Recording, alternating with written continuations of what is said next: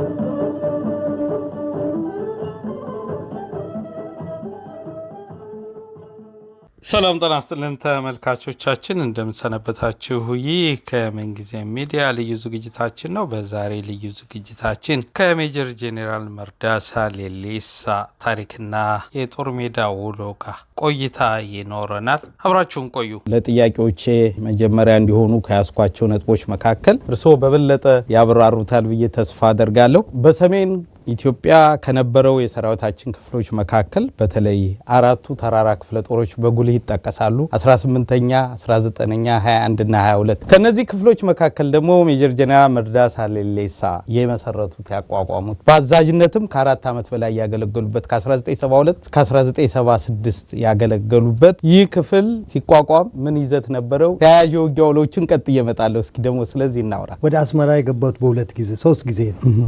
የመጀመሪያው ነበልባል 207 ነበልባል እየገባው፣ ሁለተኛ ደግሞ እየገባው 18ኛ ክፍለ ጦር 18ኛ ክፍለ ጦር በሁርሶ ታጠቅ ሜዳ አሁን ያሸዋ ሜዳ የሚባለው ላይ ከይዳር ጀምሮ ገብቶ እየከተተ ደንበኛ ስልጠና በራሻኖች ተቆጣጣሪነት አማካሪነት 12500 ወጣት ተመልምለው መጥተው የሰለጠነበት ጊዜ ነው። ትምህርቱን እዛን ያሰለጠናቸው የተለያዩ ሙአማ የነዚህ 12500 ቀላል አይደለም።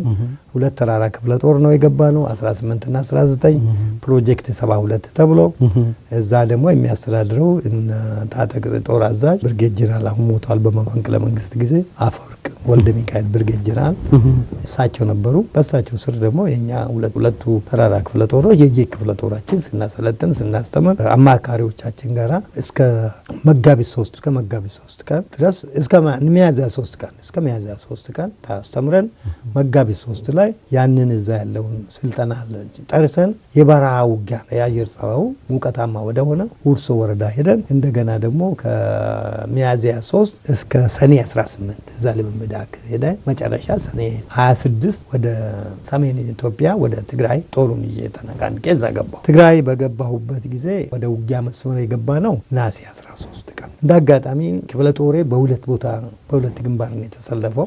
ጠንካራ ነው ተብሎ ከስልጠናው ተነስቶ ነው፣ ሌላ ምንም ውጊያ አልታየም። ስልጠናው ጥሩ ነው የሚል እነ ጀነራል አስራት መጥቶ ጎበኝተዋል። አስራት ብሩ ከነስታፎቻቸው ከሌሎች መኮንኖች ጋር መጥቶ ሲያዩት ጥሩ ስልጠና ተምሯል ይሄ ተብሎ የሚል በእናሳቸው ዘንድ መተማመኛ ይዞ እና የ18 ወደ ሰሜን እንዲመጣ ብለው ጠየቁ። በዛ መስራት ገባን። ስንገባ መቀሌ ኮያ ላይ ናረው ነው። ከዛ በኋላ ሁለት ብርጌድ 36 እና 36ኛው ብርጌድ በብርጌድ ጀነራል በኃይሉ ክንዴ ያኔ ሻለቃ ነው በሳቸው የሚመራ ወደ አድዋ፣ እንደዚሁም 38ኛ ብርጌድ ተራራ ብርጌድ ማለት ነው። እሱ ደግሞ በሌተና ኮሎኔል መገርሳ ቀበታ የሚመራ አብሮ ወደ አክሱምና ወደ አድዋ ሄደ። የነሱን ጦር በበላይነት የሚያስተባብር የተደረገው ብርጌድ ጀነራል ለገሰ አበጀ አክሱም ላይ ህይወቱን ያጠፋው በሱ ስራው ነው እንዲመሩ ነው የተደረገው። በኔ በኩል ደግሞ 35ኛ 37ኛ ብርጌድ በኔ ስር ሆኖ እንደገና ደግሞ ከ16ኛ ክፍለ ጦር 22ኛ ነበልባል ክፍለ ጦር 119ኛ ሚሊሺያ ክፍለ ጦር 102ኛ ብርጌድ አዛዥ ያኔ ብርጌድ ጀነራል አርአ ዘራይ ነው። የ119ኛ ደግሞ ብርጌድ አዛዥ ኮሎኔል ለማ ዘለቀ አሁን በህይወት አለ። እኒ ጀነራሉ ግን በህይወት የሉም በአሁኑ ጊዜ አርፈዋል። ኮሎኔል ዘራይ አልፈዋል። እና ይሄን ይዘን የመጀመሪያው ምዕራፍ አሰሳ እነሱም በአዲገብሪ በኩል በዛ በአድዋ በኩል ዘመሩ። እኔ ደግሞ በዚህ ከመቀሌ ወደ ሀገረ ሰላም አደረግ። በዛን ጊዜ ወደ ሀገረ ሰላም ጠንካራ ኃይል ነው የጠበቀን። መረጃ ሰምተናል። ወደ 5 ሻለቃ ነው የተባለው። እኛ ደግሞ የአንድ ብርጌድ 37ኛ ብርጌድ ይዤ በዛ ግንባሬን የክፍለ ሀገሩ ህዝባዊ ሰራዊት ዘንዶ የሚባል በጣም ተዋጊ እና መንገድ ሁሉ በጣም የሚያውቅ ሰብሮ የሚገባ ተወርዋሪ ለኛ ተደረበ። እውነትም ይሄ ጦር ለኛ ጥሩ ምሳሌ ነው የሆነው ለነበልባሉ። ያኔ ውጊያው ሲጀመር የመጀመሪያ ነው። ከዛ በኋላ ኃይለኛ ውጊያ ሀቅር አዘጋጅቶ ደፈጣ ውስጥ ገባን። ያን ነገር ደፈጣ ሙሉ በሙሉ አልገባንም። ቃኝ ልከን ከበስተጀርባ ጠላት መኖሩ ተረጋገጠ። ቶክስ ከፈንባቸው ኃይለኛ መጨፋጨፍ ተደረገ እና ከዛ በኋላ በእኛ አሸናፊነት ተደመደመ። የእኛ እሱም በተሰን ገብተን ሀገረ ሰላም ገባ። ሀገረ ሰላም ጥቂት ቆይተን መልሶ መቋቋም አድርገን ከዛ በኋላ ወደ ወርቅ አልምባ ተሸጋገር 36ኛ ብርጌድ ወርቅ አምባ ላይ ተመልሶ ተገናኘ። እሱን ይዘን አዲያቤ ገባን። አዲያቤ በምንገባበት ጊዜ በሁለት ብርጌድ ነው የገባ ነው። እዛ እንደገባን አዲቃቃ በሚባል በኩል ጠላት መጥቶ ሊያጠቃን ተነሳ። በ36ኛ ብርጌድ አቅጣጫ ነበረ 36ኛ ሌላም ተጨምሮለት ያንን በከፍተኛ ደረጃ ነው የተመታው። ትልቅ ቅጣት ነው የተቀጣው ማለት ነው። ከዛ በኋላ ወደ ወሪ የሚባል በረሃ አለ። እዛም የከተቱ አለው ሲባል እነሱንም አሰሳ በማድረግ ወደ ወሪም ደግሞ ጫካ ያለመኖራቸውና ለቆ እንደሄዱ አረጋገን። ከዛ በኋላ ይሄ ጦር ፊቱን ወደ ማይጨው ወደ ቦራ አዛውረው ከዛ ተሸጋግረን መሆኔ እና ደንዲ የሚባለው በረሃ ውስጥ ድረስ ጨርጨር እዛ ገብተን እዛ ያሉትን ደግሞ እኛም መቋቋም አልቻሉ። እነዛ ነገሮች አስፈግደን አካባቢ አጽርተን እንደገና ተመልሰን ወደ ሽሬ ላይ ተሰብስበን እንዳለ የአስመራ ያለው ጠንካራ ጦር ይፈልጋለሁ በሚል በጓድ ሻለቃ ዳዊት ያኔ የዛ ዋና ጻፊ ነበሩ ኤርትራ ጓድ ለጊዮርጊስ አንድ ጠንካራ ብርጌድ ይምጣልኛሉ። አንድ ጠንካራ ብርጌድ በብርጌድ ጀነራል ያኔ ሻለቃ በኃይሉ ክንዴ የሚመራ ይሄ ብርጌድ እንዲሄድ ተደረገ። እሳቸውም ሄደው ያንን ነገር እንደተባለው የአካባቢውን ጸጥታ በሚገባ እንዲረጋገጥ አደረጉ። 3 ብርጌዶች ይቀሩ። በ3 ብርጌዶች ሲቀሩ እኔ ደግሞ ሌላ ዘዴ ፈጥሬ አንድ ሻለቃ በራሴ ፈጠሩ ከጦሩ ቀናንሽ። ምክንያቱ ሌሎች ብርጌዶች ወደ ውጊያ ሲገቡ ይሄ ሻለቃ ደግሞ ቅልፊት ይጀባ ሌሎች ድጋፍ ይሰጣል። እነሱን ሳልነካ ይሄ ግን በእኔ ስር የሚታዘዝ ነው። እሱ በልዩ ኮማንዶ አለባቸው ካሳ የሚባል በጣም ልዩ ስፔሻል ፎርስ የሰለጠነ ልጅ ነው። ይህን ጦር እንዳሰለጥን አደርጋለሁ። ጥሩ ሻለቃ እንደ አንድ ብርጌድ የሚዋጋ ጦር ነው። አሁን አለ ይሄ መኮንን እና ጥሩ ተዋጊ ነበረ። በሱ የሚያስተማምን ሻለቃ ፈጠሩ። ከዛ በኋላ እዛ እያለን 3 ብርጌድ ነው አሁን በእኔ እጅ ያለው። ይሄ ደግሞ ሻለቃ አለኝ። 2 ሻለቃዎች በአዲገብሩ በኩል አስግደ ወረዳ ውስጥ በስተግራ በኩል ወደ ደደቢት እንዲገባና እስከ ሽራሮ እያሰሰ እንዲሄድ ይደረጋል። ይሄ ንቅናቄ የተጀመረው የካቲት 5 ነው። የካቲት 19 ላይ ደደቢት ደርሰው አጸርጋ ላይ ከፍተኛ ውጊያ ይገጥማቸዋል። ብዙ መተላለቅ ይደረጋል። አሁንም ያ ውጊያ በእኛ አሸናፊነት ይደመደማል። እኔ ደግሞ በዛን ጊዜ 36ኛና የተባለውን ሻለቃ ይዤ በሽራሮ በኩል ከጀርባቸው ገባለሁ እና በእኛ አሸናፊነት ተደመደመ። ሽራሮ እዛ ቆይተን ህዝቡን በማረጋጋት መልሶ መቋቋም አደረግ። ጥሩነቱ ደግሞ ለቀን እንሄዳለን። ይሄ ደግሞ ለህዝቡ መጥፎ ነበር። አንድ ጊዜ እኛ እንይዛለን፣ አንድ ጊዜ እነሱ ይዛሉ። ህዝቡ በመካከል ይቸገር ነበረ። ግን ሁኔታው የፈቀደው ይሄንኑ ነው። ያንን አድርገን አሁን መጨረሻ ድረስ ተመቶ የተባለው ተመቶ ተባለን ተመለስ። እንደገና አድዋ አክሱም አካባቢ እንደገና ሽሬ አካባቢ እንደነው ተደረገ። በሽሬና በሰለግላካ መካከል አፍጋጋ የሚባል ቦታ አለ። እዛ ደግሞ ወደ ፈታ ጨመሩን፣ ጠበቁን። እሱም በከፍተኛ ደረጃ በ38ኛ ብርጌድ ተመቶ የሱንም ቦታ ነጻ አደረግነው። እንዲህ ያለ ወደ 74 ወደ ቀይ ኮከብ ዋዜማ ላይ ወደ አስመራ እንድንገባ ተደረገ። ይሄ 18ኛ ክፍለ ጦር ህወሓትን በሚገባ መጥቷል። የሚሰራራም አይደለም። 18ኛ ወደ ኤርትራ እንዲገባና 16ኛ ሚሊሻ ክፍለ ጦር ይሄን መጠበቅ ይችላል የሚል ግምገማ ከክፍለ ሀገሩ ማለት ነው ለመንግስት ስለደረሰ መንግስት ይሄን ተከትሎ እኛ ወደዛ አሸጋገረ። እኛ ስንወጣ አውቶማቲካሊ ወደ 4 ብርጌድ አቋቋሙ እነሱ ወደ ፈጥነው እና እኛ ገብተናል። እዛ ስንደርስ ደግሞ ጀነራል አበራ ይሄ ጦር ጠንካራ ይባላል እስቲ ፈትናለሁ አለና እሱ ደግሞ ለኔ የኔ 4 ብርጌድ አለ ተጨማሪ 2 ብርጌድ 6 ብርጌድ እንደገና 6 ብርጌድ እንደገና ይሄ ከናዶ እዝ ከ3ኛ ክፍለ ጦር ተደረበልኝ። እንደገና ደግሞ ከ2ኛ ክፍለ ጦር 31ኛና 2ኛ ፓራ ኮማንዶ የሚባል ተደረበልኝ። ከላሴ ውጪ 4 ብርጌድ አሁን 8 ብርጌድ ሆኑ። እንደገና መርፈኞች ደግሞ እንደዚህ መርፈኛ ሻለቆች የተወሰኑ ተደረቡልኝ። ይሄ በክፍለ ጦር ደረጃ ማዘዝ ከባድ ነው። ምክንያቱም ብዙ ስታፍ ይፈልጋል፣ ብዙ እንትን ይላል። ግን ያን ነገር በእውነቱ በጥሩ ሁኔታ ተወጣን። ጠላትም ተመታ። በዚህ በሰራዬ በኩል ከፍተኛ የትምህርት ቦታቸው ማሰልጠኛ ጣቢያቸው የሜካኒክ ገራጃቸው ያንን ባልታሰበ ነገር ገብተን ያንን እነሱ እንዲመቱ ተደረገ እስከ ሻይብ ድረስ ከዛች ድረስ። ከዛ በኋላ እንደተደረገ በአስቸኳይ ወደ ከራን ተመለሱ ተባልን። ወደ ከራን ሄድ ወዳው የቀይ ኮከብ አዋጅ ተነገረ። ልክ እኛ ጥር 5 ስንወጣ ወደ ጥር 15 17 የቀይ ኮከብ ዘመቻ የሚል ባል ተባለ። በቀይ ኮከብ በሚደረግበት ጊዜ በጥሩ ሁኔታ አልነበረም። በመንግስት ደረጃ አንድ ጠንካራ ክፍለ ጦር በመቺ ኃይል ተቀምጠዋል ይባላል። ይሄ ጠንካራ ክፍለ ጦር የተባለው ደግሞ በእኔ የሚመራ 18ኛ ክፍለ ጦር ነው። ነገር ግን በመቺ ኃይልነቱ የተቀመጣለን አንድ ብርጌድ አዲቀይ በኩል ለ14ኛ ክፍለ ጦር ተደርበው ከሱም አንድ ሻለቃ ደግሞ ተቀንሶ በአልጌና ግንባር እንዲገባ 351ኛ የሚባል እዛ እንዲገባ ተደረገ። ብርጌዱ ራሱ አንድ ሻለቃ ተቀነሰበት። ያ ብርጌድ ነበሩት ሻለቆች ማለት አንዱ ሄደ። 4 ሻለቆች ነበሩት። አንዱ ሄደ።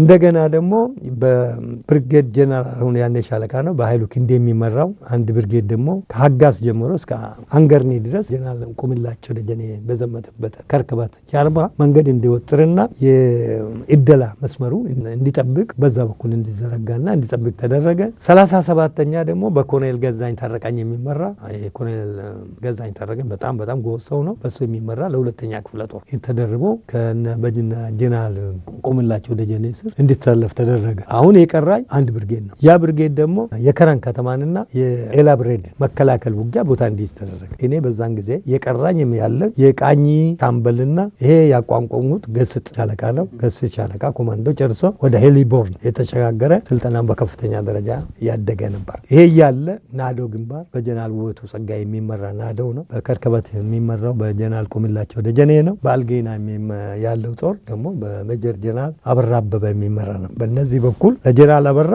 አንድ ሻለቃ ተላከ።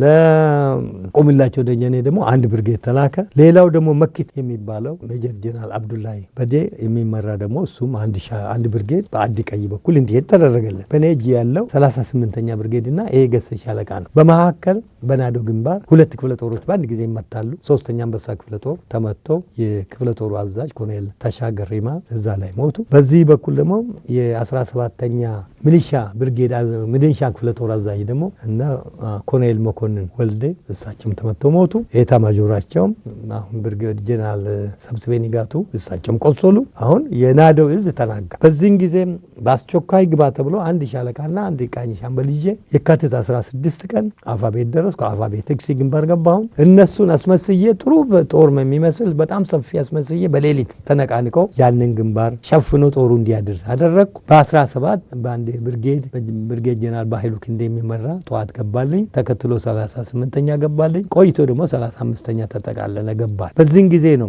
እኛ የነፍስ አድን ምክንያቱም 3ኛ ክፍለ ጦር አዛዦቹ ተመተዋል። ጦሩ የሚያንተን አልነበረም። አፈግፍጎ ሲመጣ እነሱም ከላላ ሰጥን መከታ ሰጥን በእኛ መካከል እንዲያሉ በግራ በኩልም ያለው 17ኛ ክፍለ ጦርም እንደዚሁ የተመታ አዛዡም ምክትሉም ስለተመቱ ለነሱም ተግበይ ሽዋን አደረን። ከዛ በማግስቱ የኔው ክፍለ ጦር ማለት 36ኛ መጣልኝ። ቀጥሎ 38ኛ መጣ። ከዛ ያንን ግንባር እንደ ምሽግ ሆነ ያዘ። በዛን ጊዜ ልክ ግንቦት 11 ድረስ ሁሉ ጊዜ መልሶ ማጥቃት አደረን። ሞከር መውጣት አልቻለም። በጋራ ላይ እነሱ ከላይ እኛ ከስር ነው ብለን ስንል መጨረሻ የራሽያ አማካሪ ማርሻል ፔትሮቭ መጥቶ ግንባሩን አይቶ አይ ይሄ ነገር አይሳካም ጦሩ መከላከል ውጊያ እንዲያደርግ እና ይሄ ማደረግ አለበት ተብሎ በሳቸው አማካሪነት መከላከያ ያዝ። መከላከያ ስንይዝ የኛ ጦር የደረሰበትን አይለቅም። 35 ሜትር በእጅ ቦምብ ወርወራ ስር ቦታ ያዘ።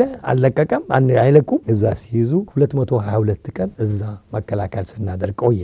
አንድም ቀን ሳይደፍ መጨረሻ ላይ ግን የካቲት 14 75 ዓመተ ምህረት በልዩ ነገር ጦራችን አዘጋጅተን ድንገተኝነትን ለማግኘት በማይታወቅ ከንጋቱ 2 ሰዓት ባልታወቀ 2 ሰዓት ማንም ማጥቃት አይሰነዝራ ስናልር 2 ሰዓት ማጥቃት ሰነዘር። በዚህን ጊዜ እነሱ ምንድነው እንጨት ፍለጋ ሰላም አድረናል ብሎ ወደ ኋላ ነው የሚሄዱ። ምሽጉ ባዶ ነው የሚሆነው። ይሄን በመረጃ አግኝተናል ከምርኮ ከሚሰጡ። በዚህን ጊዜ ባዶ መሆኑ ያን ጊዜ ገባን። እነሱ ወደ ጫካ ጦሩ ተሰማርቶ ሰብስቦ ማጥቃት እስከመጀመሩ እኛም ምሽጉን ከነሱ ወሰን። ከዛ በኋላ እነሱ ምሽግ ይዘ ውጋ እስከ መጨረሻው ድረስ ከ14 እስከ 18 ተከታታይ ውጋ ተካሄደ። በእኛ የበላይነት ተደመደመ። ከዛ በኋላ ወዲያው ተነስተን ደግሞ ወደ መለብሶ ከናዶ እዝ ስር ወጥተን ይመንጠር እዝ እንድንሄድ ተደረገ። እዚህ ላይ እንደው ያያይዘው እንዲያነሱልኝ የምፈልገው አጠር አድርገን ታሪኩን እየነካ ነው እንድንሄድ ነው። ኮሎኔል ተሻገር ይማምን አንስተዋል። እንዲያውም በአንድ ወቅት ፕሬዚዳንት መንግስቱ ኃይለማርያም ያው እሳቸው የ3ኛ ክፍለ ጦር ባልደረባ ስለነበሩ ኮሎኔል ተሻገር ደግሞ የዛ አዛዥ ነበሩና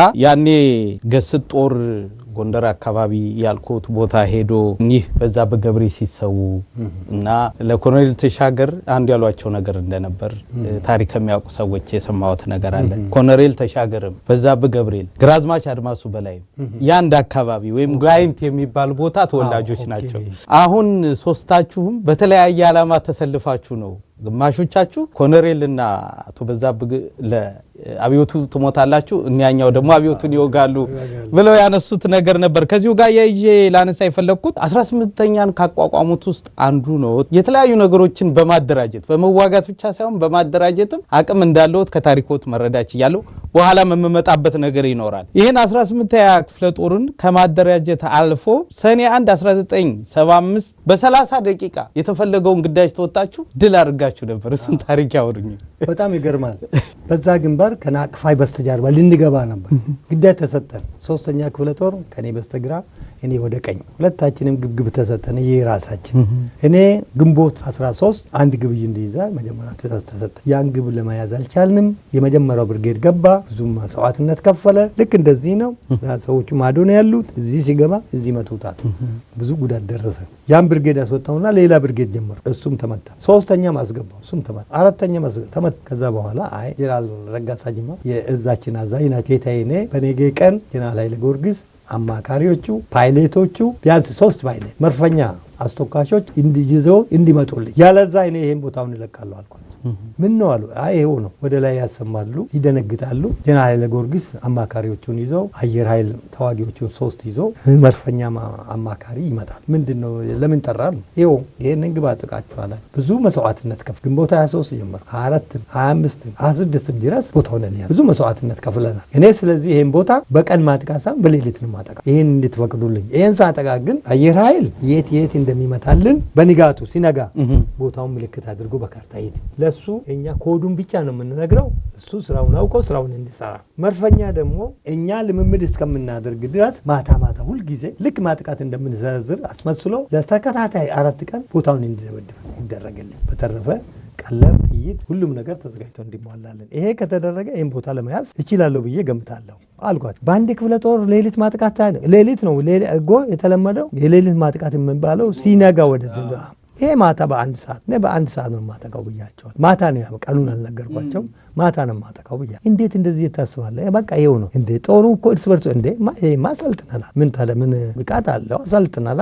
ጦሩ እርስ በርሱን ጎኑን እየጠበቀ ይዋጋል ወደ ግዳጁ አልኩ። ይሄን ይደረጋል። አዎ ሲተት ቢፈጠርስ አሉ ይጠየቅበታል። ይሄን ፍቀዱልኝ አልኳቸው። በድፍረት እየፈሩ ራሻሎችም ጭምር አላመኑ። ፈቀዱልኝና ሄድኩ። ከዛ በኋላ በተመሳሳይ መሬት 3 ቀን ልምምድ አደረግን። 27ን 28 29ን አደረግና 30 ላይ ትንሽ የመልሶ ማቋቋም ረፍት በማድረግ ቅኝት በማድረግ ለብርጌድ አዛዦች እድል ሰጠኋቸው። ከዛ በኋላ ሰኔ 1 ከምሽቱ 1 ሰዓት ግቡን አካባቢ እየሰጥቻለሁ። 1 ብርጌድ ወደ ኋላ 3 ብርጌድ ወደፊት አስደርጌ ግቡና ያዙ ቦታችሁን ብዬ ትእዛዝ ሰጠሁ። ልክ መጀመሪያ እንደገባ በ35 ደቂቃ በኃይሉ ክንዴ ከመሃል ተሰልፈው ግቤን ይዣለሁ የሚል ማብራት ተኮሰ።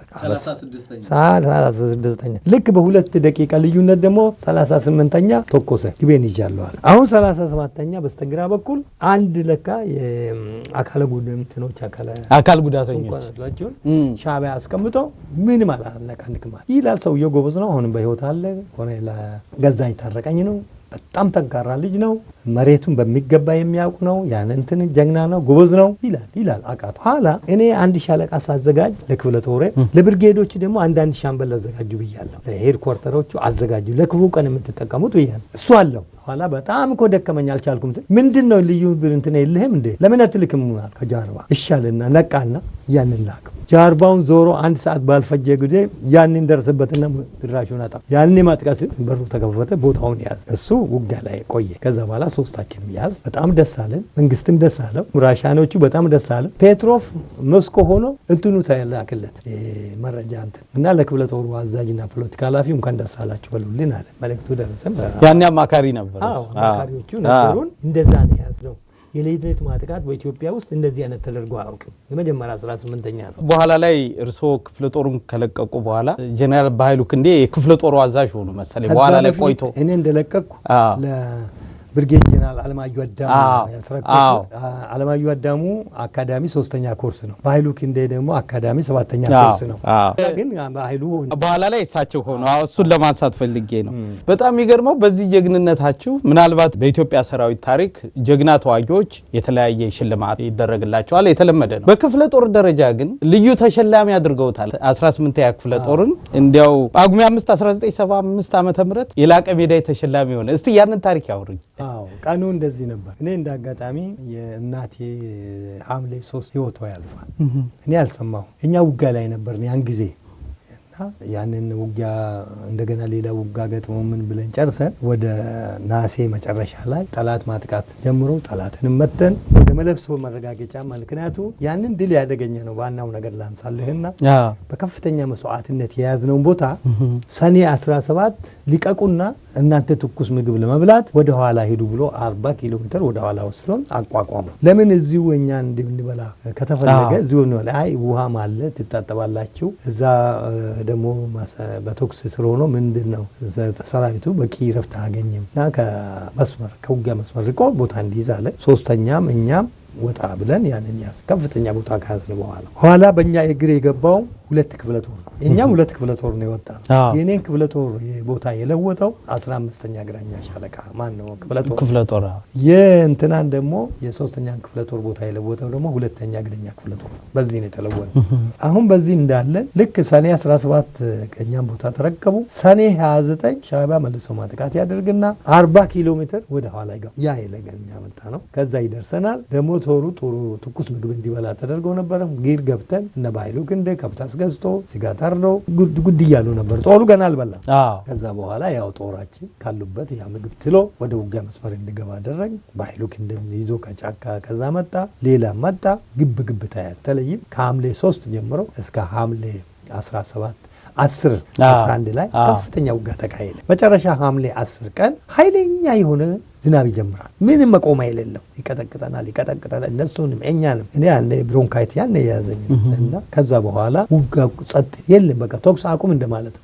ምንም ተኩስ የለም። እነሱ አይተኩሱም፣ እኛ እንተኩስ። እንዲሁ ደክመን ጭቃ ውስጥ ተኝተናል። ከጭቃ ተነስተን ስንል ተኩስ የለም። አሁን ማንም ተኩሱን አቆመ፣ ዝናብ ቆመ፣ ፋታ አገኘን። ከዛ በኋላ እነሱም በደረሱበት ምሽጋቸውን ቆፈሩ፣ እኛም በደረስንበት ምሽጋችን ቆፈሩ። ለተወሰነ ጊዜ ሳንፈላለግ ቁጫል። ከዛም ደግሞ ውጋ ጀመረና እኛ መጣናል። አሁን በዚህን ጊዜ ነው እኔ ወደ አስመራ እንትኑ አልቆም ማለት ብሮንካይት ወዲያው ሕክምና አገኘ። ባለቤቴ መጣለች ብሎ እናቴ መርዶ አልሰማው። እሷ ባለቤቴ ደግሞ የመጣችው እኔ መርዳት ነው። ሲሄድ 20 ኪሎ ግራም ቀንሻለሁ። በጣም እንትን ብያለሁ። ደነገጡና እንደው ይሄ ሰውዬ ትንሽ እንትን ይበል እንጂ አሁን እንዴት መርዶ ምን ብላችሁ ነው የምትነግሩኝ ይላሉ። ትንሽ እሷም ደግሞ ምግብ ምናምን ይዛ መጣ ነበረ።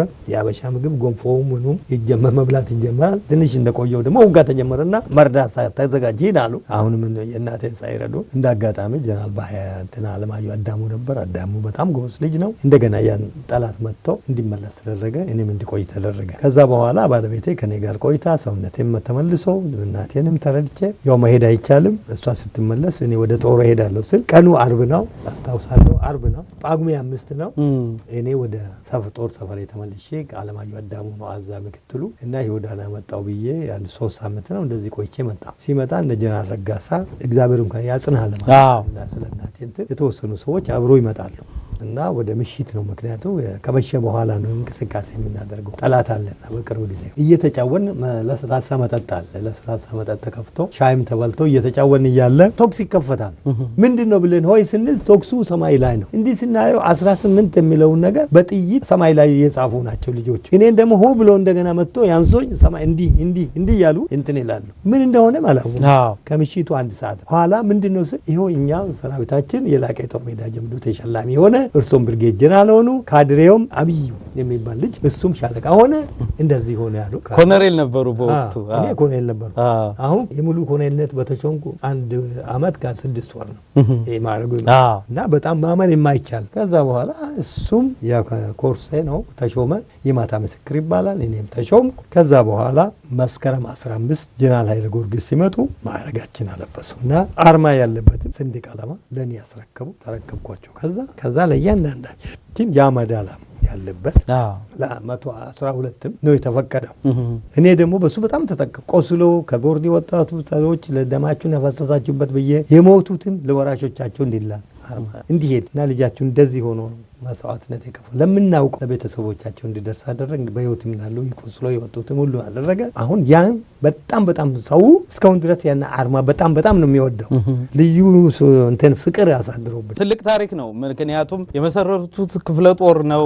በታሪክ ጀብዱ ሰርቶ ደግሞ የላቀ ሜዳይም የተሸለመ ነው። የርሶ የጦር ሜዳ ውሎ ብቻ ሳይሆን አሰልጥነው ለውጤት ያበቁትም ጦር ባለድል ማረግ እንዲያው ከዛው ውጊያ ሳልወጣ ጌታዬ እንደርሶ አይነት ልምዱም እውቀቱም ጀግንነቱም ካለው ትልቅ መኮንን ጋር ስለ ሰራዊቱ ታሪክ ማወቅ የግል ስሜቴ ነው። መከታተል ደስ ይለኝ ነበርና ከዚህ ጋር ያይዤ አንድ ሁሌም ምናልባት በቂ መልስ ያላገኘውለት ጥያቄ አለ። በአውደ ውጊያው ላይ እርሶ እንደነበሩ ከተለያዩ መረጃዎች አግኝቻለሁ። ምናልባት ተያያዥነት ያለው ነገር ማረጋገጫ የሌለው ዝም ብሎ አብሮ የሚነሳ ነገር አለ። በተለይ የማይሚዶ ውጊያ ሲነሳ ጄኔራል ተመስገን ገመቹ ይነሳሉ። በተለይ አየር ወለድ ትልቅ ዋጋ ከፍሏል እዛ ውጊያ ላይ። የዛ ውጊያ ታሪክ በደንብ አልተነገረም የሚሉ ወገኖች አሉ። አንዳንዶቹ በ1980 ጄኔራል ተመስገን ራሳቸውን ሲሰዉ ጦሩ በዋጥም እንዲጎዳ ተደርጓል ተብሎ ስለሚታማ ምን ያህል እርግጠኛ ይሆን አናቅም። ከዛ የተያያዘ ቂም ነው በ1981 መፈንቅለ መንግስት ሲደረግ አየር ወለድ ከፍተኛ አዛዦች ላይ በቀል ያደረገው የማይሚዶን ውጊያ ቂም ነው የሚል ነገር አለ። በእነዛ ውጊያዎች ከተሳተፉ ጀግና መኮንኖች ደግሞ ጌታዬ አንዱ ነውና እንደው ያ ውጊያ ባጭሩ ምን ይመስል ነበር? እንደው የሚያውቁትን በጥቂቱ እንዲያወሩ ብዬ ምን ነው። መጀመሪያ እኔ አሰብ ኪሎማ የሚባል ላይ 2 ሜካናይዝድ ክፍለ ጦር አቋቁሜ ያንን ጦር እንዳሰለጥን ነበር ወደ አሰብ ኪሎማ ሄድኩት ከስታፍ ኮሌጅ ወጥቼ። ያ ነገር ገና በማዘጋጀት እንዳለን ይሄ ውጊያ ይደረግ አፋቤት ይፈርሳል፣ በአስቸኳይ ወደዛ ሄድ ይሉኛል። አሁን ሲመጣ ያዘ 10 ነው። እዛ ገባሁኝ። 11 ላይ ምሳ ይጋበዛል፣ እራት ይጋበዛል። ራሱ የተዘጋጀው በጀነራል ምርድ ንጉሴ፣ በጀነራል ደምሴ ቡልቶ፣ በጀነራል አማሃ ደስታ፣ በጀነራል ተስፋዬ ትርፌ፣ ሌሎች ጀነራሎች አሉ። ያ ግብዣ ላይ ካድሬዎች የሉ። ያ ግብዣ ላይ የደህንነት ሰዎች የሉ። ድሮ የተለመደ አይደለም፣ እነሱ ይኖራሉ።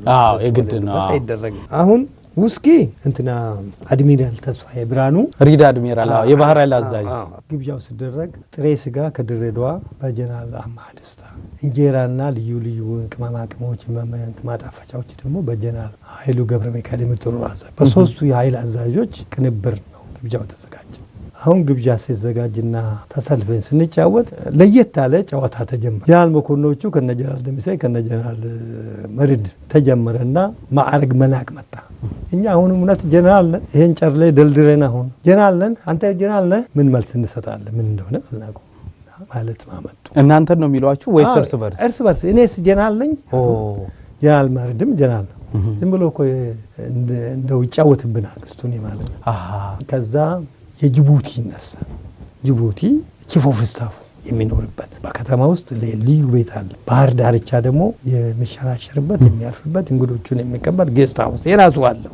በጅቡቲ እንኳን ደረጃ እንደዚህ ነው ያለ። እኔ አሁን ቄራ ነው ቤቴ። እሱ ሲመጣ የት ነው? እዛ ቄራ ግማቱ ውስጥ ነው የሚጋብዘው። እኛ እኮ ዝም ብለን ጀነራል እንባላለን። ሲሁ ምንድን ነው የሁሉ ትርጉም ይላል። ምንድን ነው ይሄ ነገር? ዛሬ እንባባላለን፣ ሲነሳ እንበላለን፣ እንጠጣለን። እንዲሁ ሲባል እርስ በርሳቸው በቃ እንትን ስሉ ሲጥሉ ሲመድቡ ይሄ ነገር ውስኪው እንደ ውሃ ይጠጣል፣ ስጋውን ስጋ አይደለም ይበላል። ያው ከዛ በኋላ ወደ መኝታ ሄድኩ።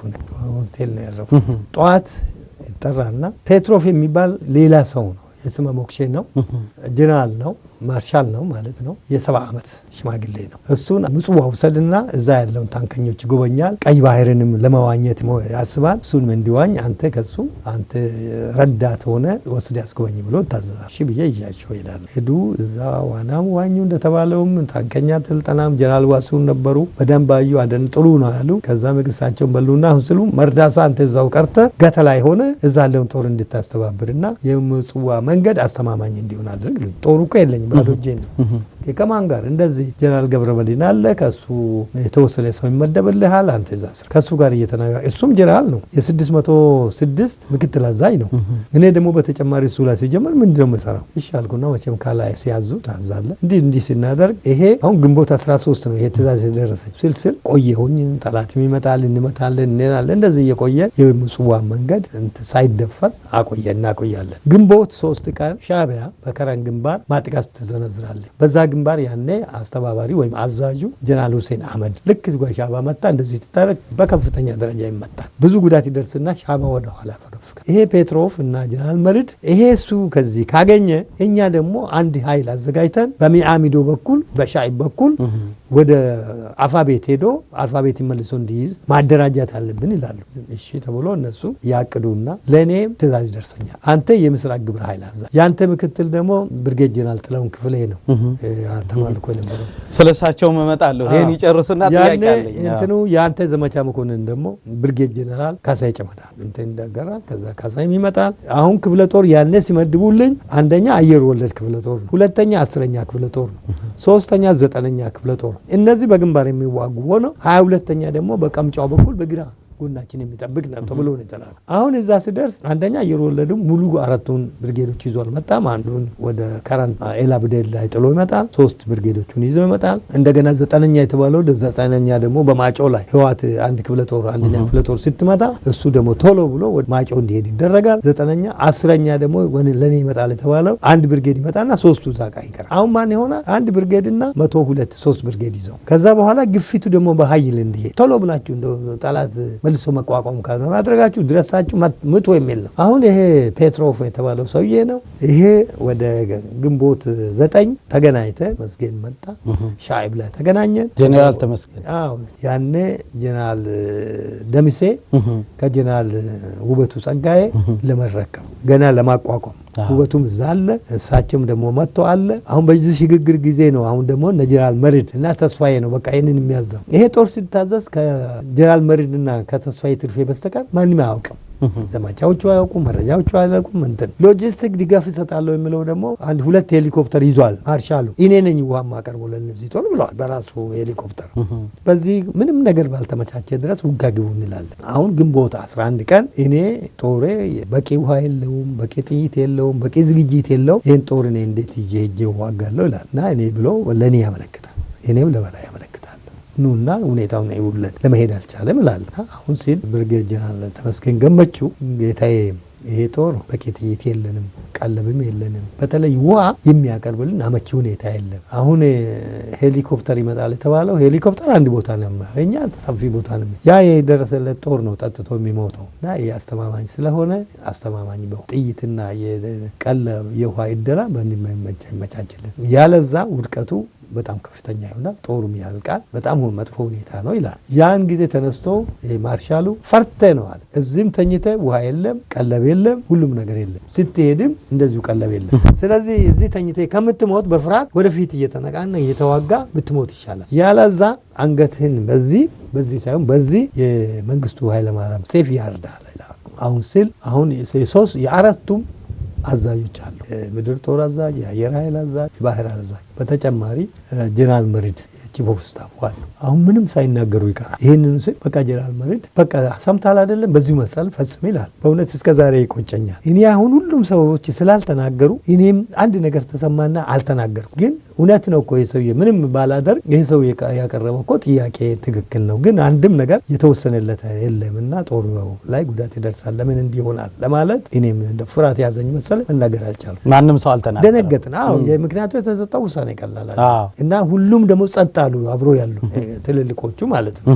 በዛን ጊዜ ጦርነት ውጤት ይገኛል ብሎ ማንም ሰው አይገምትም። ወታደር ሆነ ቀርቶ ሌላም ምክንያቱ ነፍስ ያለ ሁሉ አይንቀሳቀስም። ነፍስ የሌለው የቴክኒክ መሳሪያዎች አሁን ሞተር አይነሳም፣ ሰዓት አይሰራም፣ ሬዲዮ አይሰራም። ለተወሰነ ሰዓት ህይወት የምትቆምበት ሰዓት የሙቀቱ ኃይለኛ ነው። አዎ ሁለተኛው ከጥይት የበለጠ ሰውን የሚገለው ሳንስትሮክ 5-6ቱ ነው የሚወርቀው። ያን ሰው ማዳን አይቻልም። በረዶ የለም። በጣም ፈረንጅ የመሰለው ሰው በደቂቃ ከሰል ይመስል። ይሄ እያለ ነው ያ ዘመቻ የተካሄደው። አሁን ተመስገን ተስፋ የቆረጠው በዚህ ነው። ከዛ ውጊያውን ተጀመሩ። የመጀመሪያው ጊዜ ጥሩ ውጊያ ያዙ። በጣም ሄዱ። የሁሉ ተጽዕኖ እያለ የሌሊት ውጊያ ነው ያደረጉትና በጣም ገፉና ሄዱ። ሻዕባ ያለ የሌለውን ኃይሉን አምጥቶ ሲመታቸው ደግሞ መቋቋም አልቻሉም። ዋጤም አለ፣ ድካም አለ፣ ራብ አለ። ተመቱ። ተመስገንም ቆሰለ። ማንሳት አልቻሉም። እርግጥ ራሱን አጠፋን ብሎ ነው የነገሩ። ይሄ ግንቦት 13 ደርሶባቸው ግንቦት 14 በምክትል ክፍለ ጦሩ አዛዥ በኮሎኔል ካሳይ ታደሰ ጦሩ ወደ ኋላ ተመልሶ ወደኛ መጣ። ያን ጊዜ ጦሩ በእውነቱ በጣም ሁሉም እንደው ነርቨስ የሆኑበት ጊዜ ነው። ምክንያት የፈጃቸው ወይዘሩ ነው፣ ዋጺሙ ነው፣ በረሃው ነው፣ ውጊያ አይደለም። እና ለምንድን ነው እዚህ ውስጥ ከቶን እንደዚህ የእሳተ ገሞራ ውስጥ ገብተው ለማይሆን መስዋዕትነት እንዲከፍል አዛዣችንም ለምን እናጣለን የሚል ነው። ከዛ ወደ አስመራም ሲሄዱ እንደሰማሁት ነው ጀነራል ደምሴ ቡልቶ አዛዥ ሆኖ እነሱ ሲሄዱ እናንተ የማትረቡ አየር ወለድ እንዲህ እሳቸው ድሮ አየር ወለድ ስለነበሩ መስራች ስለነበሩ እናንተ አየር ወለድ እንደዚህ ነው ፈርታችሁ አዛዣችሁን እንኳን አስክሬኑ ሳይዛችሁ ሳትወጡ ሜዳ ላይ ጥላችሁ ነው የምትመጡ ያልሆነው ነገር በዛ በጣም ጦሩ በጣም ተቀየረ። የነሱ የራሳቸው ስህተት የአመራር ብልሹነት እኛን በማይሆን ጦሩ በረሃ ውስጥ አስከትቶ እኛ በጽም መዋጥምና በሳንስትሮክ ስናልቅ እንደገና መልሶ እንደዛ ማለት ቂም ያዙ የሚለው በወዳኑ ነው የሰማነው። ከዛ እኛ ብቻ ቀራን እዛ። አሁን አየር ወለድ ሄደ። አንድ 68ኛ መኪናት ብርጌድ የሚባልና የታንክ ብርጌድ መድፈኛ ታንከኛ ሻለቆች ቀሩ ያለ እግረኛ። አሁን ወደፊት የማይሄድ ምንም ግዳጅ አንፈጽም፣ ግን እንነሳ ስል ውሳኔ የሚሰጥ ከ14 ጀምሮ 15 በስንት መከራ ሁሉም የምድር ጦር አዛዥ መጣ፣ ጀነራል ደምሴ መጡ። ኋላ መጨረሻ ግንቦት 25 ቁምላቸው ይመጣል። ለቁምላቸው ነገር ነው። አሁን እኛ ስለኛ መሞታል ምንም ውሳኔ አልተሰጠን። አሁን ሰው በሳንስትሮክ እያለቀ ነው በየቀኑ፣ ውሃም የለን። አሁን አንዱ መርከብ አለ፣ ውሃ ከመርከብ ላይ በጀነራል ጥላሁን በኔ ምክትል አዛዥ ማለት ነው። እሱን ውሃ ከዛ ባህር ማን ነው እንትን እየቀረበ ወደዚያ የሚለቀው። ይሄ እስከ መቼ ነው ጀነራል ቆምላቸው? አሁን ይሄ ሻዕባ ማጥቃት ቢሰነዝር ይሄ ታንክ በሱ እጅ ይወርቃል፣ መርፉ ይወርቃል። ብዙ ታንክና መርፍ ይዘናል። የኛ ህይወት አይደለም ይሄ ሁሉ ለጠላት እጅ ከገባ የአፋ ቤት አንሶ ደግሞ ይሄ እንደገና በድጋሚ ከሆነ ሀገሪቷ ምን ተስፋላ? ለምንድን ነው ውሳኔ አይሰጠንም አሉ። አይ እኔ ጠብቁኝ፣ ዛሬ ቀጥታ ለፕሬዝደንቱ ራሴ አቀርባለሁ፣ ሌሊት የደረሰው ውሳኔ ልክልሃለሁ አለ። ኦኬ ስትልክ ውጣት ይበለኝ፣ ኮድ ነው የምነግርህ እና ኤ ከሆነ ሆነዋል፣ ከሆነ ደግሞ አልሆነም፣ እዚህ ንግባባ በአንድ ሁለት ቃላት አልኩት። እንደገና ሄደና ኤ አለ። ኤ ማለት ተነሱ ያለ ውጡ ማለት ነው አለ። ከዛ በኋላ እኩለ ሌሊት ነበረ ደርሰኝ። ጀነራል ካሳይን ወዲያው ነገርኩት። ዘመቻ ነው። ጦሩም ትእዛዝ ሰጠ። ወደ እኩለ ሌሊት እኛ ከዛ ግቡለት ወደ ምጽዋ ተነሳ። ተነሳን። ከዛ ስንመለስ በጣም አሸዋ ታንኩንም መኪናውንም እያዘ በጣም ስቃይ ነው ያለ። እዛ ላይ ከጀነራል ካሳዬ ጨመዳ ትልቅ መስዋዕትነት የከፈለው ታንኮቹን ከዚህ ከአሸዋ ለማውጣት መኪናዎቹን ከአሸዋ ለማውጣት በጣም ከባድ መስዋዕትነት ከፈለ። አንስተነው ወደ ምጽዋ በሰላም ደረስ።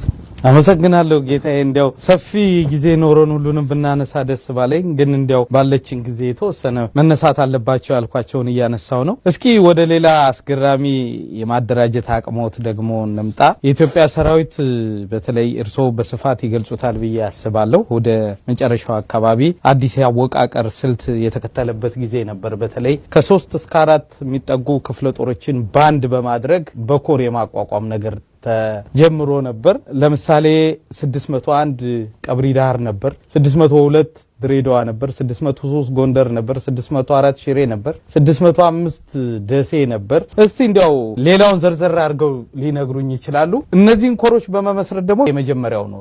እንዴት ነው የኮር አወቃቀሩ? እንዴት ነበር አደረጃጀቱ? ምን ያህልስ ኮሮች ነበሩ? እኔ አሁን እማቃቸውንና ማስታውሰውን የዘረዘርኩት። ስቲከር ሰው ልስማ። ሁለት ነው። እኔ ከማደራጀት ከ18ኛ ክፍለ ጦርን ከማቋቋም ከማሰልጠንና ወደ ግዳጅ ከማሰማራት ሌላ በጣም ግዙፍ የመጀመሪያ ክፍለ ጦር አንደኛ ሜካናይዝድ ክፍለ ጦር ጅጅጋ ላይ ያቆምኩት በ1977 ነው በነሐሴ ወር ውስጥ። እሱን አቋቁሜ የመጀመሪያ ስልጠናም ተደርጎ ጀነራል ካሳዬ ጨመዳ ያኔ አዋሽ አርባ ትምህርት ቤት አሰልጣኝ ነበረ። ከነ ጦሩን ይዞ መጥቶ ጅጅጋ የኔን ጦር ለማሰልጠን መጣ። በማዕከል ጀነራል መሪድ እና ጀነራል አበራ ተነጋግሮ ይሄ ጅጅጋ መሆኑ ቀርቶ ወደ ዋርደር እና ወልወል ይዛችሁ ጦር ይዟሉ። እኔ ከምን አንፃር እንደሆነ አላውቀውም። መጀመሪያ መቼ አይል ነው ጅጅጋ ሆኖ በየትኛውም ላይ ሊወረወር ይችላል በሚል ነው ጅጅጋ ላይ እንዲቋቋም የተደረገው። በማዕከል ጥቅምት ወር 78 ዓመተ ምህረት ይሄ ጦር እኛ 77 አቋቋምነው። በ78 ይሄን ጦር ይዘህ ወደ ዋርደርና ወልወል ሂደተዋል። ወልወልና ዋርደር ይዘን እዛ አቋቋም እዛ እንዳለሁኝ ካሳዬ ጨመዳ ጦሩን ይዞ እያሰለጠነ እያለ እንደገና ደግሞ ብርጌድ ጀነራል ጥላሁን ክፍለ ከ18ኛ ሚሊሻ ክፍለ ጦር አዛዥነት ከቀብሪ ዳር ወደዛ መጥቶ ከኔ እንዲረከብ ተደረገ እና በአንድ በኩል እንቆቅልሽ ነው ወደዛ እንዲሄድ። ውሃው ጨው ነው በሙሉ ወልወልን ዋርደር። ያን ጨው ደግሞ ታንክ ላይ ስትጨምር ጨው ይበላል፣ ሌላ ውሃ የለም።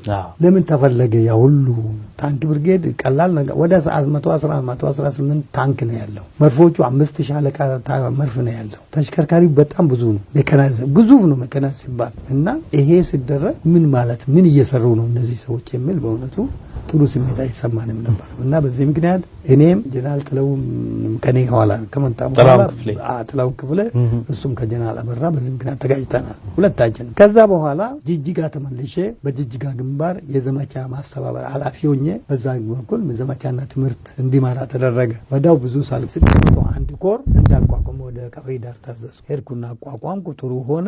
ከዛ በኋላ በኔ ስር የነበሩት 8ኛ እግረኛ ክፍለ ጦር፣ 11ኛ እግረኛ ክፍለ ጦር እና አንደኛ ሜካናይዝድ ክፍለ ጦር 5ኛ መድፈኛ ብርጌድ በኔ ስር ነበሩ። ስለዚህ በለምበል ላይ ከፍተኛ 8ኛ ክፍለ ጦርና ሌላም ድጋፍ አድርጌ የውጋ ልምምድ ከፍተኛ ነው አስፈሪ የሆነ ልምምዱን አሳየዋቸው። ለጀነራል መሪድ መጥቶ አይተው በጣም ደስ አላቸው። ካሴ ያራጋው ሌሎች ባለስልጣኖች መጥተው የተመለከቱት በጣም ደስ ብሏቸው ተመለሱ። እዛ ያለሁኝ ደግሞ 1 ዓመት እንደቆየሁኝ ከሱም ትቼ ለጀነራል ወጋየሁ ጋሻው አስረክቤ እኔ ደግሞ ወደዚህ ወደ ኋላ ተመልሼ ድሬዳዋን፣ ጅጅጋን፣ ደጋቡሪን የሚቆጣጠር ሌላ ደግሞ 602 እንዳቋቁም ተደረገ።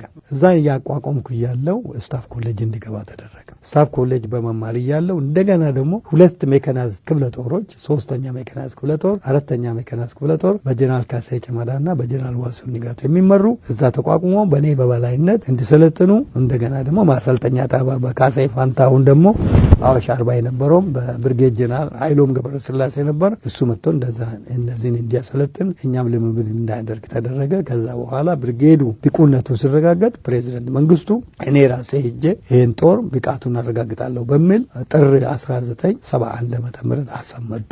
እዛ ሲመጣው አንድ ትንሽ ኮንፍሊክት ነገር ተደረገ። ምንድነው ጀነራል አበራ ወደ 17 ምናምን እና 2 ጀነራሎች ጀነራል ተስፋዬ ትርፌን እና ጀነራል ወንድወሰን ሰይፉን እና ሌሎች ደግሞ ከፍተኛ ኮሎኔሎችን ይዞ መጡ እና የውጊያ ልምምድ እናደርጋለን አሉና ጥር 17 ልምምዱ ተጀመረ። ከዛ በኋላ ሄጄ አንድ ብርጌድ ዋሲሁንን ጎበኛለሁ ብሎ ለኔ ሳሳውቁ ዋሲሁን ጋር ሄዳሉ።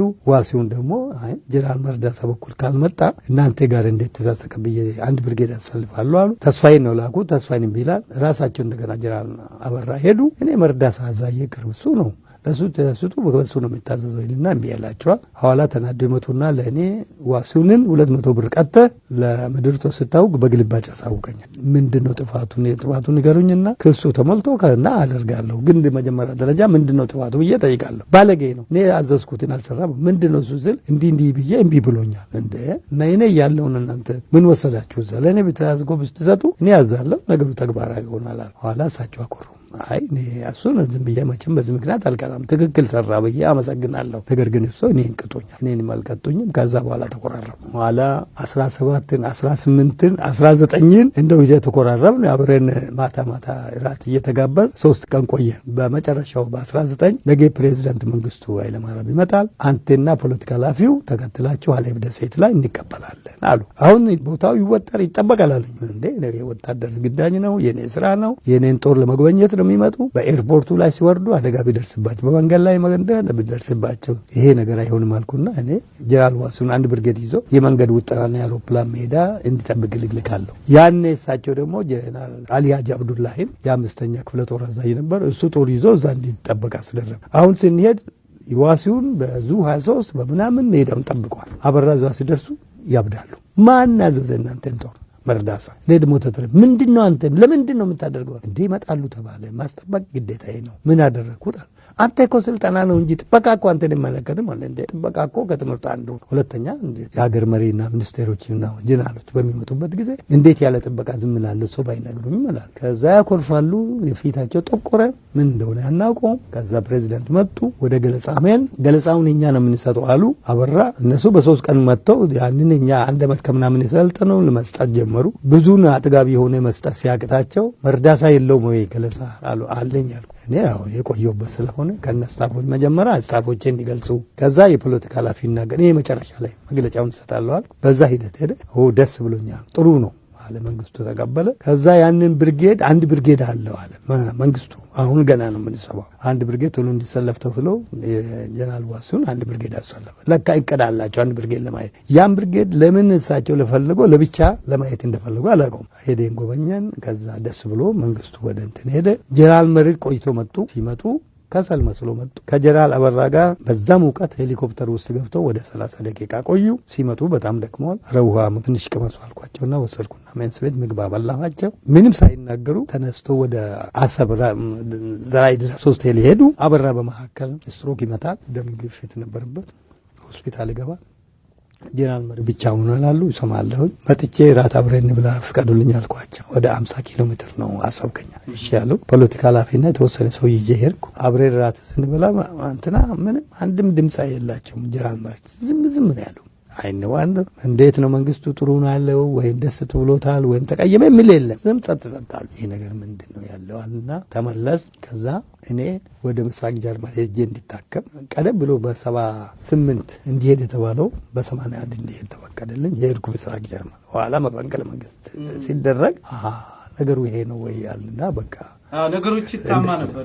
ያኔ እሳቸው እዛ ደርሱ አደጋም ይመጣል ሌሎችም ሐሳቦች እንደነበሩ ጭምጭምታ ይሰማ ነበር። ምናልባት እርሶ በቦታው ስለነበሩ እንዴው ጌታዬ ከዚህ ጋር ያያዥ አንድ ሌላ ታሪክ ላነሳቦት ነው። እንዴው በአጠር አድርገው የሚያስታውሱትን ይንገሩኝ። ጀነራል ጥላሁን ክፍሌን አንስተዋልና እኒህ ሰው ደግሞ በተለይ ከምጽዋ ውጊያ ጋር በተያያዘ ስማቸው ይነሳል። የ6ኛ ነበልባል ክፍለ ጦር አዛዥ ጀግናው ተሾመ ተሰማና ኮሎኔል በላይ አስጨናቂ እዛ ግንባር ላይ ሲሰዉ እኒህ ጀነራል ደግሞ ተማርከው ነበር በወቅቱ እና ምን ሰማቸው ነገሮች ነበሩ። ምናልባት ምን ያህል እውነት ነው? በተለይ ከጀነራል ተሾመ ተሰማ ጋር የሬዲዮ ግንኙነት አድርገው እጃቸውን እንዲሰጡ የተለያዩ ጥያቄ አቅርበውላቸው ነበር ይባላል እና እርሶ ለውጊያውም ለመረጃውም ቅርብ ነዎት ብዬ ስለማስብ እንዲያው ለታሪክ የሚተርፍ ነገር ካለ የሚያውቁትን እንዲያጫውት ብዬ። ቀደም ብለህ አንተ የብርጌዶች የግብረ ኃይሎች አንስተ ነበር።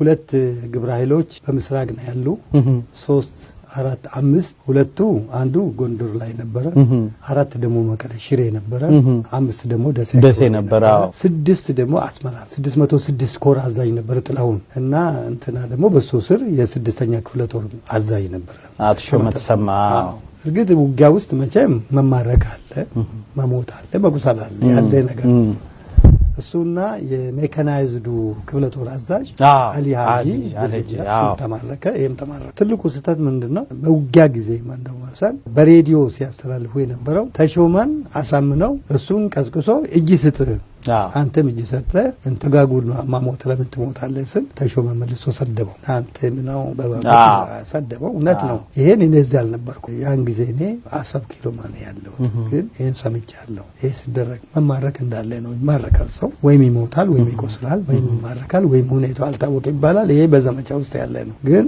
ያን ነገር በትምህርትም አለ የቁጥርህን ስምህን ምን ከዚህ ውጪ ያለፈ ማድረግ የለብህም ይባላል ይሄን በማድረጋቸው ተወቃሽ ሆነዋል ጦሩ መይዙን ወቅሷቸው ይሄ ነው ሌላ ፕሮፓጋንዳ የነበረው አገር ሽጧል ገንዘብ ተቀብሏል ይሄ በእውነት ማረጋገጫ የለም በወቅቱ ምናልባት የነበረው መንግስት ወይም የካድሬዎች የተጠቀሙበት ቋንቋ ይመስል ህዝብን ለማረጋጋት እሱ ገንዘብ ሽጦ ነው ያደጋ ውድቀት የደረሰብን እንጂ ባይሸጥ ኖሮ እንዲህ አይደርስም ለማለት የተጠቀሙበት ይመስለኛል እንጂ ካለው ተጨባጭ የሚታይ ነገር የለም ምልክት ሽጧል የሚለውና እንደዚህ ነበር በጣም ነው ማመሰግነው ጌታዬ እንዲያው ከቅድሙ ጥያቄያችን ሳንወጣ አያይዘው ሊያነሱት ይችላሉ ባጭሩ ብዬ ገምታለሁ ምናልባት ለህክምና ወደ ጀርመን ሄዱ በወቅቱ እርሶ ባሄዱ ኖሮ የመሳተፍ ሐሳብ ነበሩት እንዲያው ከመፈንቅለ መንግስቱ ጋር በተያያዘ ምንም ንክኪ አልነበረም ወይ እንዲያው ባጭሩ ሊመልሱልኝ ይችላሉ በእውነት ይሄንን የመፈንቅለ መንግስት እኒ ጀነራል መሪድ ጀነራል ደምሴ በዛ በግብዣ ላይ ወደዛ አዝማማቸው እንደሚሄድ ይታይ ነበር ወደዛ ከዛ ውጪ እኔ አንድ ቦታ ልቀመጥም ወደዛ ነው የሚሄደውና ምንም ለኔ ያሉት ነገር የለም ምናልባት ሁለት ነገር ይጠራጠራለሁ አንደኛ እኔ የወሎታ ምሩቅ ነኝ መንግስቱም የወሎታ ምሩቅ ነው ሁለተኛ ደግሞ ጅጅጋ አብረን ኖረናል በዚህ ምክንያት አላመኑንም ማለት ነው ለኔ ምንም አይነት ፍንጭ አልሰጡም ቢኖር ኖሮ በወደድኩም ጠላሁም ግን ይከቱኛል ወይም ከነሱ ምን ቢካልኩ ይገሉኛል ወይም ከገባም ይሞታል በጣም መጥፎ ነው እና ያኔ እነሱ ይሄን ሲያካሂዱ እኔ ቅርብ ቢሆን አንድ ግዳጅ ይሰጡኛል ወይም ይሄን አድርገ ይዘይድ ይላሉ ያ ነገር ከሸበ በኋላ ይሄ መንግስት ደግሞ ተባባሪ ነው ብሎ ያስረኛል ይገባው ይመገለኛል ይሄ በእውነቱ የእግዚአብሔር እድል ነው በዛ ውስጥ ሳልገባ እኔ እንትን ሆንኩ እንጂ በመፈንቅለ መንግስቱ ቢኖር ኖሮ ወደድኩም ተላው መግባት አይቀርም እንኳን እግዚአብሔር አተረፈውት ለዚህ ጀግና ሰራዊት በአራቱ ማዕዘን ጥሎ እየወደቀ የኢትዮጵያ ሉዓላዊነት ያስከበረ ሰራዊት ነው በኢትዮጵያዊነቱ የተፈተነ የነቃ የተደራጀና ዋጋ የከፈለ ሰራዊት ነው ሁሉም ኢትዮጵያዊ እንደየአቅሙ እንደየችሎታው እንደየሙያው ሁሉ ይሄን ሰራዊት አይዞህ ብሎ የማገዝ ግዴታ አለበት በእናንተ ደምና መስዋዕትነት የቆመች ሀገር ናት ስለዚህ ዛሬ በኩራት ኢትዮጵያ ብለን ስንናገር የናንተ ዋጋ አለበት በዚህ በሰለጠነው ዓለም ቪየትናምም ይዝመቱ አሜሪካኖች የትም ቦታ ይዝመቱ ላደረጉት ውለታ ዜጎቻቸው እናመሰግናለን ስለ ከፈላችሁት ዋጋ ይባላል ስለዚህ የኢትዮጵያም ሰራዊት ይሄ ክብርና ፍቅር ይገባዋል ከሚሉት ወገኖች ነን እኛም በተቻለ ድምጽ ለመሆን የየግል ጥረታችንን እናደርጋለን ጌታዬ አመሰግናለሁ እንዲያው ከማጠቃለሌ በፊት የቤተሰብ ሁኔታ እናንሳና ለዚህ ትውልድ ደግሞ በተለያዩ ግንባሮች ተሰልፈው ኢትዮጵያ ሆና እንድትቀጥል የከፈሉት ዋጋ ትልቅ ነው ስለዚህ ይሄ ትውልድ እንደናንተ ካለ በተግባር ከተፈተነ ትልቅ መስዋዕትነት ከከፈሉ ከፍተኛ መኮንኖች ምን ታሪክ ይማራል የሚለው መልእክት ያስተላልፉና ዝግጅታችን ጨርሳለን ስለ እውነት ከሆነ የኛ ልጆች ከወታደር ልጆች እስከ ከፍተኛ መኮንኖችና ጀነራል ልጆች ያሉ ድረስ በእውነት በእልህ ነው ሁኔታዎች አልተመቻቸላቸው እንጂ ትምህርታቸውም መፈቃቀርም መተሳሰርም አላቸው ውጭ ሀገርም ድረስ እርስ በርሱ አንዱን ከወጣ ሌላውን ያወጡ በጥሩ ሁኔታ ነው ሲመሩ የነበሩ ይሄን ደግሞ ከአባቶቻቸው ነው መደጋገፍ እድር አለ ልዩ ልዩ ነገሮች ስላለ ከዛ የቀመሱት ከአባቶቻቸው የወሰዱት ነው እነሱም አላብሮ ይሄዱበት በአሁኑ ጊዜ አንድ ማው ነገር አለ በእውነት ይሄ በጣም ሀገርን የሚጎዳ እንዳልኩ እኔ ልጅ ሆኜ ገና የ4 ዓመት ስለማጨው ጦርነት አባቶቻችን ሲያወሩ ነው የሰማነው ያኔ ማይም ቢሆኑ ቀለም ትምህርት የሌላቸው ቢሆንም ግን የኢትዮጵያን ታሪክ አንድ ባንድ ነው የሚያውቁት ያንዳንዱ ልጅ ኢያሱ ምን ሰሩ አጼ ምኒልክ ምን ሰራ ዘውዲቱ ምን ሰራ ኃይለ ሥላሴ ምን ሰራው የሚለው ነገር በደንብ አድርጎ ደካማ ጎናቸው ምናቸውም ተትነው ሲሉ እንጫወታለን አሁን ያለው ትውል አንደኛ የመጽሐፍ ማንበብ ጊዜ ምንላቸው ይመስለኛል በፌስቡክ ትንሽ ነው የሚያደምቡት ትምህርት ቤትም ታሪክ አስተምሯል አይማሩ አሁን ስለ ትናንት ስለተደረገው እንደው ዛሬ እንኳን በቀን አንድ በዛ ብሎ አንድ ሰዎች ያገኛቸው ነበር። ሶማሌ ወረራ አካሄዳ እንደዚህ አድርጋ ነበር። ለምን ብላ ነው ሶማሌ በእኛ ላይ ምን ላገኝ ብላ ነው ወረራ የከፈተችው? አለ ምን መልሰል ነበራቸው አውቁትማ። ሶማሌ ወረራ አድርጋ ነበር ምናምን አሉ ልጆቹ። እርግጥ የ20 ቤት የሚገኙ 30 ቤት እንጂ ያን ጦርነት ጊዜ አልደረሱ። ግን ታሪክ የሚማሩ ቢሆን ኖሮ በደንብ ተንትነው ሶማሌ እኮ በዚህ ምክንያት ነው ውጊያ በእኛ ላይ ከፈተችው የኛ ደግሞ መለስ ነው የሚለው።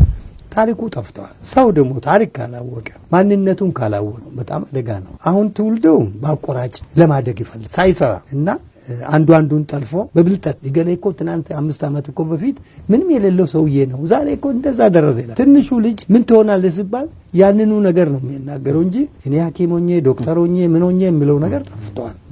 ይሄ አዝማማው ጥሩ። ሁለተኛ አሁን ልጆቹ ወደ ሱስ እየገቡ ነው ያለው። ይሄ ደግሞ ያ ትውልድ በሱስ ከተጠመደ ከሱስ መውጣትም ከባድ ነው እና ይሄ ወጣቱ ስናያቸው ወጣቶች ናቸው። በአንድ በኩል ያላቸው አመለካከትና ጠንካራ ነው፣ ጥሩ ነው። ግን ይሄን ደግሞ ታሪክ ካላስተማሩ ስሜታዊ እንዳይሆኑ በእውነት የሚያምኑ በምክንያታዊ ሁኔታ የሚረዱ መሆን አለባቸው።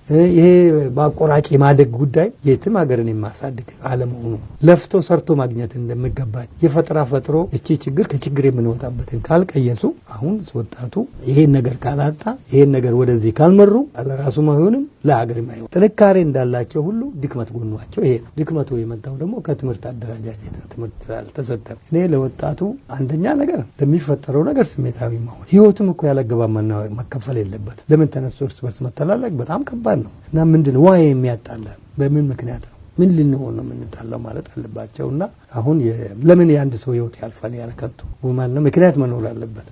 ህይወታቸውን ሲያልፉ ይሄንንም ራሳቸውን እንዲጠብቁ በራሳቸው ዕውቀትና ችሎታ እንደሚያድጉ ዛሬ የተማሩ ትምህርት ነገ እንደማይሰረቅባቸው የራሳቸው ልዩ መሳሪያ ልዩ ገንዘብ ነው እና በዚህ የሚተማመኑ ከግብ ማድረስ አለባቸው። የኔ ማለት ይሄ ነው። በጣም ነው የማመሰግነው ሜጀር ጄኔራል መርዳሳ ሌሌሳ ረጅሙን የህይወት ልምድና ወጣ ወረድ በተመለከተ ለሰጡኝ ቃለ ምልልስ ከልብ አመሰግናለሁ። በዚህ አጋጣሚ እድለኛ ነኝ ብዬ አስባለሁ። ለኢትዮጵያ ዋጋ ከከፈሉ ትልልቅ መኮንኖች አንዱ ከሆኑት ከርሶ ጋር እግዚአብሔር ፈቅዶ ይሄን ቃለ ምልልስ በማድረጌ ጋሚ ፈጣሪን አመሰግናለሁ። ረጅም እድሜ ከጤና ጋር እመኛለሁ። በድጋሚ እርሶን ጨምሮ ለመላው ሰራዊታችን ያለኝን ክብርና አድናቆት መግለጽ ፈልጋለሁ። እናመሰግናለን ላደረጋችሁልን ሁሉ። በእውነት ከልብ ነው የማመሰግነው። እዚህ ጋብዛችሁኝ እዚህ ሆኜ የነበረውን ሁኔታ በመናገሬ ትልቅ ከፍ ያለ ምስጋና ኩራት ይሰማኛል። እግዚአብሔር ጤናና እድሜ ይስጣችሁ፣ ዘራችሁ ይባረክላለሁ። አመሰግናለሁ። እግዚአብሔር ይስጥልኝ ጌታዬ። ተመልካቾቻችን ልዩ ዝግጅታችን ከሜጀር ጄኔራል መርዳሳ ሌሌሳ ህይወትና የውጊያ ውሎ ጋር በተያያዘ ያደረግነው ቆይታ ይሄን ይመስል ነበር። እንደተከታተላችሁት ብዙ አስተማሪና ለሀገር የሚጠቅም ታሪኮችን ተጫውተናል። ከዛ ጎን ለጎንም እሳቸው ያሳተሙት በ2008 የኢትዮጵያዊነት ትውስታ የሚል 487 ገጾችን ያካተተ መጽሐፍ አለ። የእሳቸውን የጦር ሜዳ ውሎና ኢትዮጵያ ሰራዊት በተለያዩ ግንባሮች ለሀገሩ የከፈለውን ዋጋና መስዋዕትነት ያስቃኛል። ጊዜው ሲኖራችሁ ብታነቡት ብዙ ትማርበታላችሁ የሚል እምነት አለኝ። ከኒህ ከፍተኛ መኮንን ጋር ያደረግነው ቆይታ ይሄን ይመስል ነበር።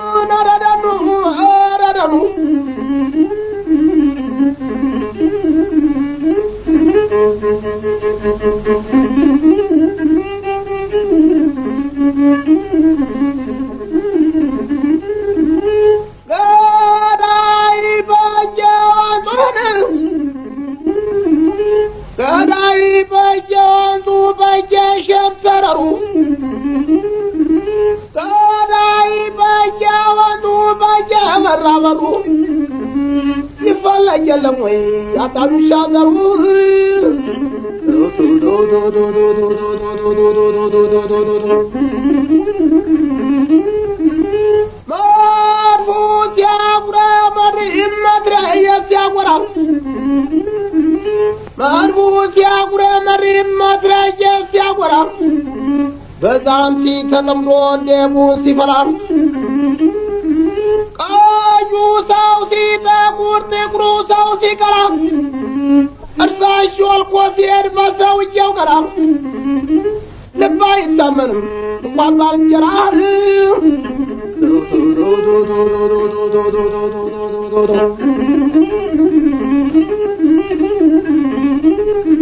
ከቀድሞው ጀግናው የኢትዮጵያ ሰራዊት ከፍተኛ የአመራር አባላት መካከል አንዱ የነበሩትን ሜጀር ጄኔራል መርዳሳ ሌሌሳ ወይም ሰራዊቱ በሚጠራቸው ስም አባመላ ጋር የነበረን ቆይታ ይሄን ይመስል ነበር። እኒህ ታላቅ መኮንን በኢትዮጵያ ሰራዊት ውስጥ በማደራጀትም ሆነ ውጊያን በብቃት መርቶ ለድል በማብቃት ከፍተኛ ታሪክና ልምድ ያላቸው መኮንን ናቸው። የኢትዮጵያ ሰራዊት ታሪክ ሲነሳ በጉልነት ቀድመው ከሚነሱ ከፍተኛ መኮንኖችም አንዱ ናቸው። እኒህን መኮንን ጨምሮ በቀድሞው የኢትዮጵያ ሰራዊት ውስጥ ታቅፈው ሀገራቸውን በአራቱም አቅጣጫ ጥለው እየወደቁ በመስዋዕትነት አንድነቷን ጠብቀው ለዘለቁት ሁሉ ክብርና ምስጋና እያቀረብ ረጅም ዕድሜ ከጤና ጋር እንመኛለን። ለሜጀር ጄኔራል መርዳሳ ሌሌሳ ምንጊዜም ሚዲያ የዕለቱ ጉዳይ ከመጽሐፍት ገበታ ከአድማጮች መድረክ መስታወት የቅዳሜ ወጎችና የተወልደ እንግዳ መደበኛ ዝግጅቶቻችን ናቸው። 703 475 6309 ስልካችን፣ ምንጊዜም ሚዲያ @gmail.com የኢሜል አድራሻችን ነው። ሰብስክራይብ በማድረግ ቤተሰብ ይሁኑ። ምንጊዜም ኢትዮጵያ